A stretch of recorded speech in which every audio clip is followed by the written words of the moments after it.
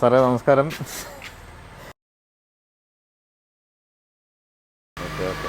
ഇതിന് ഡിക്കിക്ക് ഇവിടെ ഓപ്പണിംഗ് ഇല്ല, നമ്മൾ കീട്ട് തന്നെ ഓപ്പൺ ആക്കണം. ഡിക്കിയുടെ ഇപ്പം കീട്ട് മാത്രമേ ഉള്ളൂ ഇവിടെ, വേറെ അതിന് ഇതൊന്നും ഇല്ല. കാർ ഓണാക്കിയാലും ഓക്കെ. ഇതിന് ഡിക്കി ഇതിൻ്റെ അകത്ത് നമ്മൾ സ്റ്റെപ്പിന് വരുന്നില്ലല്ലോ. സ്റ്റെപ്പിനില്ല. ബാറ്ററിയുടെ ഹമ്പ് ഇത്ര ഇതായിട്ട് നിൽക്കുന്നുണ്ടായിരിക്കാം. ചാർജറിൻ്റെ ഇത് ചാർജർ, ഇത് ചാർജിങ്, ഇത് എക്സ്റ്റൻഷൻ കോഡാണ്. കൂടി ഞാൻ സ്വന്തമായിട്ട് വാങ്ങിയാണ്. ഇതാണ് അതിൻ്റെ ചാർജർ.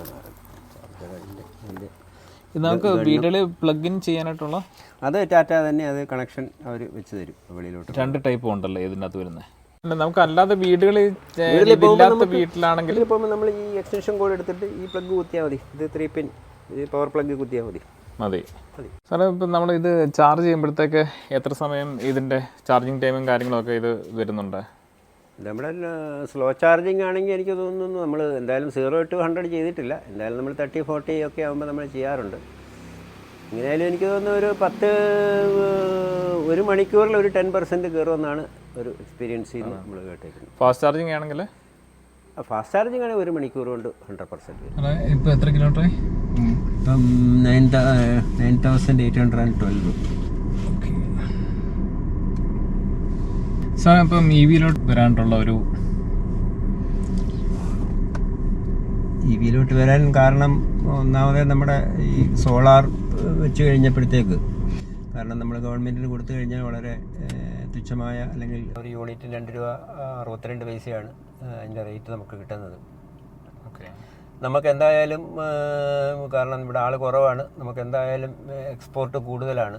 അപ്പോൾ അതെല്ലാം നോക്കിയപ്പോൾ, കാരണം നമ്മൾ പെട്രോൾ അടിക്കുന്ന ആൾക്കാരുടെ പലരുടെയും അഭിപ്രായവും EV മേടിച്ചവരുടെ അഭിപ്രായം എല്ലാം നോക്കിക്കഴിഞ്ഞപ്പം ഇത് തന്നെയാണ് നല്ലതെന്ന് തോന്നി. കാരണം പെട്രോൾ നമുക്ക് ഇച്ചിരി ലോക്കൽ ട്രിപ്പിനും ഒരു 10-75 കിലോമീറ്റർ വരെയുള്ള ഡിസ്റ്റൻസ് നമുക്ക് ധൈര്യമായിട്ട് പോകാൻ പറ്റുന്ന ഒരു വാഹനവും, പിന്നെ ഇതിൻ്റെ ആൾക്കാരുടെ അഭിപ്രായം, ഈ ഡ്രൈവിംഗ് കംഫർട്ട് ഉണ്ട്, അതെല്ലാം നോക്കി എല്ലാം ആലോചിച്ചിട്ടാണ് ഇതെടുത്തത്. ഓക്കെ. ഇത് എടുത്തതിന് ശേഷം എന്തെങ്കിലും അപ്ഡേഷൻ വണ്ടിയിൽ വേണമായിരുന്നു എന്നുള്ള എന്തെങ്കിലും അഡീഷണൽ ആയിട്ട് വേണമായിരുന്നു വല്ലതും തോന്നിയിട്ടുണ്ടോ? അല്ല, അതിപ്പോൾ നമ്മളിപ്പോൾ എടുത്തു കഴിഞ്ഞപ്പോൾ ഇതിൻ്റെ മറ്റേ റിവേഴ്സ് ക്യാമറ ഉണ്ടായിരുന്നെങ്കിൽ കൊള്ളാമായിരുന്നു. കാരണം നമ്മുടെ ബാക്കിയുള്ള വണ്ടികളുണ്ട്, വണ്ടിക്ക് അതുണ്ട്.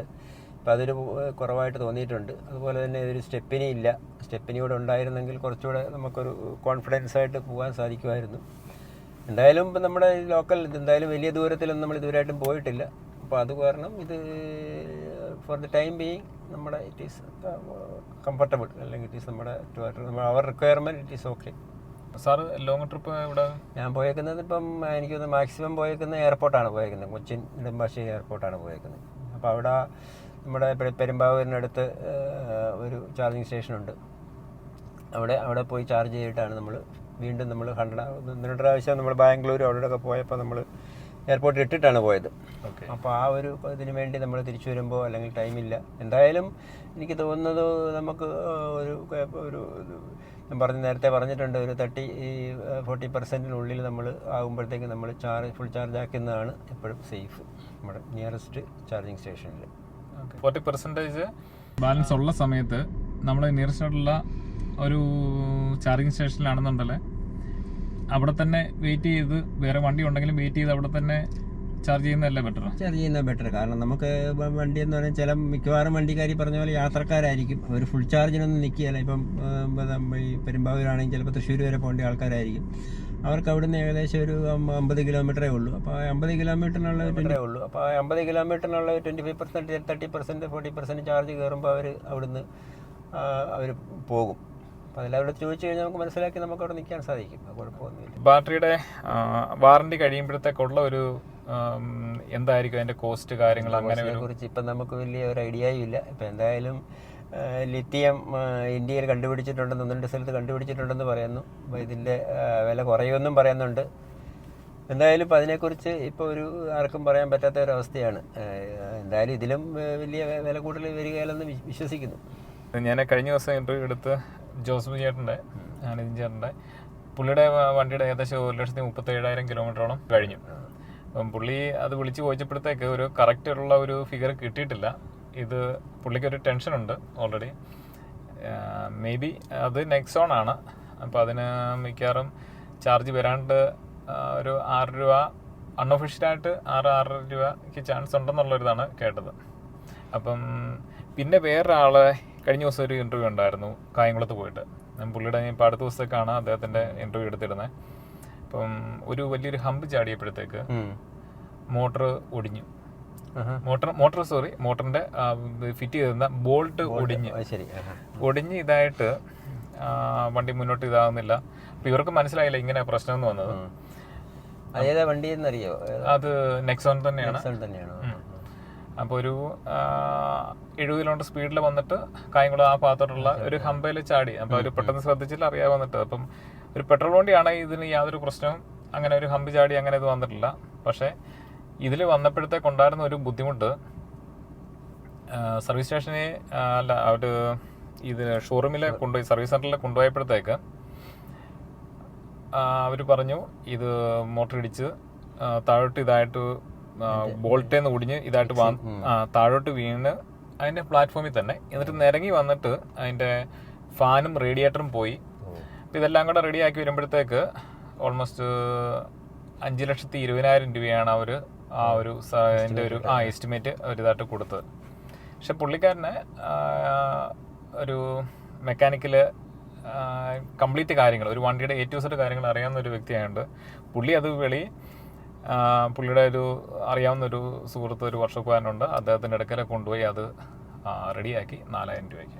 അതന്നെ ഇതാണിപ്പോൾ ഇവരുടെ ഈ വാറണ്ടി പീരീഡിൽ അല്ലെങ്കിൽ അവരുടെ നമ്മൾ ഈ ഷോറൂമുകാരുടെ ഒരു കളി അതിൻ്റെ അകത്തുണ്ട്. കാരണം അവർക്ക് ഇപ്പോഴും എനിക്ക് തോന്നുന്നു ഷോറൂമുകാർക്കും ഈ EV കുറിച്ചുള്ള ഒരു 100% ട്രെയിൻഡായിട്ടുള്ള ടെക്നീഷ്യൻസ് അവിടെ ഇല്ല. കാരണം ഈ നമ്മുടെ ഏജൻറ്റ് അല്ലെങ്കിൽ നമ്മുടെ ഇതായിട്ട് നിൽക്കുന്ന വെളിയിൽ നിൽക്കുന്ന ആൾക്കാർക്കും ഇതിനെക്കുറിച്ച് 100% പറഞ്ഞു തരാൻ ആരും പ്രാപ്തരായിട്ടുള്ളവരുടെ എൻ്റെ 1-2 എക്സ്പീരിയൻസിൽ അതാണ് എനിക്ക് മനസ്സിലാക്കിയിട്ടുള്ളത്. ഇവിടുത്തെ 2 പേരുടെ അഭിപ്രായം ഇത് തന്നെ. കാരണം ആ വണ്ടിയുടെ മോട്ടർ എത്തുന്ന വീണിട്ട് ശരിക്കും പറഞ്ഞാൽ പുള്ളി പറഞ്ഞു വീട്ടിൽ വന്ന് അത് ചെക്ക് ചെയ്യുന്ന സമയത്ത് ഇതിന്റെ ഫാനിന്റെ ലീഫ് കറക്കി നോക്കി, വന്ന് ചളങ്ങിയതാണെങ്കിൽ കറങ്ങത്തില്ല, ഇത് ഫ്രീ മൂവ്മെന്റിലായിട്ട് കറങ്ങുന്നുണ്ട്. അപ്പം ഇവർ ഈ ബോണറ്റ് പോലും അഴിച്ച് പ്രോപ്പറായിട്ട് ഒന്ന് ചെക്ക് ചെയ്താണ് ഇത്രയും സാധനങ്ങൾ ഡാമേജ് ആയെന്ന് പറഞ്ഞ്. അപ്പം ഇത് പറഞ്ഞ ആളോട് പുള്ളി വന്നപ്പോഴത്തേക്ക് ഓരോ കാര്യങ്ങൾ പറഞ്ഞപ്പോഴത്തേക്ക് ഓരോ ടെക്നിക്കലായിട്ടുള്ള ടൈംസ് അവരുടെ ഈ ഒരു ഫീൽഡിനകത്ത് നിങ്ങളുടെ എക്സ്പീരിയൻസ് എന്താണ്, നിങ്ങൾ ഏത് എഡ്യൂക്കേഷനാണ് ചെയ്തിട്ടുള്ളത്, എഞ്ചിനീയറിംഗ് അല്ല ഇതുകൊണ്ടൊക്കെയുള്ള ഓട്ടോമൊബൈലിൻ്റെ ഏതെങ്കിലും ചെയ്തിട്ടുണ്ടെന്ന് ചോദിക്കും. പലർക്കും ആ ഒരു ഇതിലായിട്ട് അവർ ആ ഒരു മേഖലയല്ല അവർ പഠിച്ചിട്ടുള്ളത്. രണ്ടാമത് ഇവിടെയുള്ള പലർക്കും ഇതിനുള്ള ഉത്തരവില്ലായപ്പോഴത്തേക്ക് അത് ടാറ്റയെന്ന് അങ്ങനെ പറയും, ടാറ്റയെന്ന് ഇങ്ങനെ പറയുന്നുള്ള ഒറ്റ മറുപടിയേ ഉള്ളവർക്ക്. അതാണ് ഇവിടുത്തെ എനിക്ക് തോന്നുന്നു EVയുടെ ഏറ്റവും വലിയ നമ്മുടെ കേരളത്തിലെ ഇപ്പോൾ കോട്ടയത്താണെങ്കിലും ഇവരുടെ എല്ലാ ഷോറൂമുകാരുടെ ഒരു മെയിൻ പ്രോബ്ലം ഇതാണ്. കാരണം ഇതിനെക്കുറിച്ച് ഇപ്പോൾ പലരും നമ്മുടെ ഗ്രൂപ്പിൻ്റെ അകത്ത് ഈ ഇലക്ട്രോണിക് വെഹിക്കിൾ ഓപ്പറേറ്റേഴ്സ് ഗ്രൂപ്പിൻ്റെ അകത്ത് തന്നെ അതിൻ്റെ അകത്ത് പലരുടെയും കമൻറ്റ് ഇടാറുണ്ട്. കാരണം പലർക്കും ഒന്നും അറിയില്ല. അവർ ചിലപ്പോൾ സോഫ്റ്റ്വെയർ പ്രോബ്ലം എന്ന് പറയും, അപ്ഡേറ്റ് ചെയ്താൽ ഉള്ളതിനെക്കാട്ടി കുളമാക്കിയിട്ട് അടുത്ത സോഫ്റ്റ്വെയർ അപ്ഡേറ്റ് ചെയ്യും. അപ്പോൾ അങ്ങനെയുള്ള പല അനുഭവങ്ങൾ പലരും പറയുന്നുണ്ട്. എന്നാൽ ആൾക്കാർ വളരെ നല്ല ആൾക്കാരും വളരെ നല്ല നോളജബിൾ ആയിട്ടുള്ള ആൾക്കാരും ഉണ്ടെന്നും അത് ചില സ്ഥലങ്ങളിൽ എന്തോ പേരൊക്കെ അതിൻ്റെ ഇട്ടിട്ടുണ്ട്. പക്ഷെ അത് വളരെ അപൂർവമായിട്ട് ഇത് പലർക്കും അങ്ങനെയുള്ള ഒരു ഇതായിട്ട് കിട്ടുന്നുള്ളൂ. കാരണം പൊതുവേ ഇപ്പം ടാറ്റയുടെ പല ഷോറൂമിലും ഞാൻ എൻ്റെ പേരിൽ വേറൊരു ടിയാഗോയും കൊണ്ടുണ്ട്. ഇത് ഞാൻ ഷോറൂമിൽ പോയി ഓരോ ഇതായിട്ട് കംപ്ലൈൻറ്റ് ഇതൊക്കെ എന്തെങ്കിലും കംപ്ലൈൻറ്റ്സ് ഉള്ളപ്പോൾ അവിടെ ചെല്ലുമ്പോഴത്തേക്കും MK മോട്ടോഴ്സ് ആയിരുന്നു, ഇപ്പം ഷോറൂമില്ല. എടുത്തിരുന്നത്. അപ്പം അവിടെ ചെല്ലുമ്പം ഇവർക്ക് ഒരു കാര്യത്തിലൊരു വ്യക്തതയോ തീരുമാനമോ കാര്യങ്ങളോ ഒന്നും പ്രോപ്പറായിട്ടുള്ള ഒരു ഇതിനായിട്ട് ഇവർക്ക് പറഞ്ഞു തരാനായിട്ട് ഇവരെ കൊണ്ട് പലരെ കൊണ്ട് സാധിക്കുന്നില്ലാത്ത ഒരു അവസ്ഥ അതുണ്ട്. അപ്പം കാരണം അതാണിപ്പോൾ ഇവരുടെ ഒരു ടാറ്റയുടെ എനിക്ക് എന്നൊരു മെയിൻ പോരാഴിക എന്ന് പറയുന്നത്. അപ്പം അതുപോലെ 4,000 രൂപയുടെ 5 ലക്ഷം എന്ന് പറയുന്ന ആ ഒരു അത് ഒരിക്കലും ന്യായീകരിക്കാൻ പറ്റാത്ത ഒരു കാര്യവുമല്ല. അവരുടെ അറിവില്ലായ്മയായിരിക്കാം, അത് വേറെ എന്തെങ്കിലും ഉദ്ദേശമുണ്ടോ നമുക്കറിയില്ല. എന്തായാലും അങ്ങനെ ഒരിക്കലും നമ്മുടെ ഒരു കസ്റ്റമറെ പറഞ്ഞ് പേടിപ്പിക്കുക അല്ലെങ്കിൽ 5 ലക്ഷം രൂപ എന്നൊക്കെ പറഞ്ഞു കഴിഞ്ഞാൽ ആൾക്കാർ ബുദ്ധിമുട്ടുള്ളവർക്ക് വളരെയധികം ബുദ്ധിമുട്ടുണ്ടാക്കുന്ന കാര്യമാണ്. ഒന്നാമത്തെ അവർ ഇന്ന് ഞാൻ അവിടുത്തെ മേഡം ഇതിൻ്റെ ഞാനിന്ന് പുതിയ വീഡിയോ ഒരെണ്ണം അപ്ലോഡ് ചെയ്തപ്പോഴത്തേക്ക് അവിടുത്തെ മേഡം വിളിച്ചിട്ടുണ്ടായിരുന്നു. അപ്പം പുള്ളിക്കാർ സംസാരിച്ചപ്പോഴത്തേക്ക് അവർ പറഞ്ഞ ഒരു കാര്യം എന്ന് പറഞ്ഞിട്ടുണ്ടായാലേ അവർക്ക് ഓൾറെഡി ബെൻസ് ഉണ്ട്. XUV 700 അവരുടെ ഫാമിലി ഒരു മെമ്പേഴ്സിനുണ്ട്. പക്ഷെ ഇവർ പറഞ്ഞ നെക്സോണിൽ EVയിൽ അവർ യാത്ര ചെയ്തിട്ട് അവർക്ക് ബെൻസിനെക്കാളും കംഫർട്ടാണെന്ന് അവർ പറയുന്നത്. അത് ഒരു വാസ്തവമാണ്. കാരണം എന്തായാലും ഈ EVയുടെ ഡ്രൈവിംഗ് ആണെങ്കിലും ട്രാവൽ ആണെങ്കിലും വളരെ കംഫർട്ടബിളായിട്ടാണെന്ന് നമ്മൾ ഓടിക്കുന്നവർക്കും അല്ലെങ്കിൽ അതുപോലെ യാത്ര ചെയ്യുന്നവർക്കും അവരും അനുഭവപ്പെട്ടിട്ടുള്ളൂ. അതൊരു അഡ്വാൻറ്റേജ് തന്നെയാണ്. പക്ഷേ നമ്മുടെ ഇവിടുത്തെ എനിക്ക് തോന്നുന്നു ഈ ഡീലേഴ്സും അല്ലെങ്കിൽ അവരുടെ ആ മെക്കാനിക്സ് അല്ലെങ്കിൽ അവരുടെ ആ ഒരു സൂപ്പർവൈസേഴ്സിൻ്റെ അറിവില്ലായ്മയാണ് ഇതിൻ്റെ ഏറ്റവും ഈ പേരുദോഷം ഉണ്ടാക്കുന്നതാണ് എനിക്ക് തോന്നുന്നത്.